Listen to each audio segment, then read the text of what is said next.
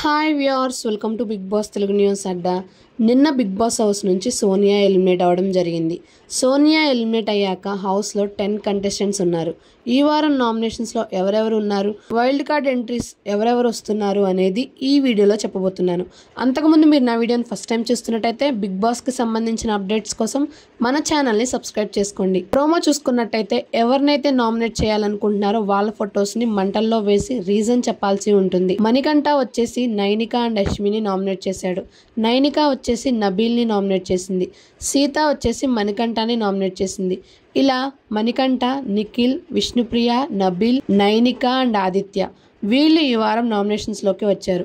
ఈ వీకెండ్కి wild card entries అయితే హౌస్లోకి ఎంట్రీ ఇవ్వబోతున్నారు. అది ఎవరనేది చూసుకున్నట్టయితే హరితేజ, అవినాష్, యాంకర్ రవి, టేస్టీ తేజ, నయని పావని, మెహబూబ్, గౌతమ్ కృష్ణ, రోహిణి వీళ్ళైతే హౌస్లోకి వైల్డ్ కార్డ్ ఎంట్రీ ఇవ్వబోతున్నారు.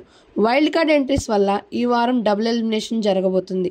ఒకరిని మిడ్ వీక్ ఎలిమినేట్ చేసి సీక్రెట్ రూమ్లో పెట్టి ఇంకొకరిని సండే ఎలిమినేట్ చేసే ఛాన్సెస్ ఉన్నాయి. నామినేషన్స్లో ఉన్న వాళ్ళలో మీ ఓటు ఎవరికి, ఎవరు ఎలిమినేట్ అవ్వాలనుకుంటున్నారో కామెంట్ చేయండి. మరిన్ని అప్డేట్స్ కోసం stay tune to our channel.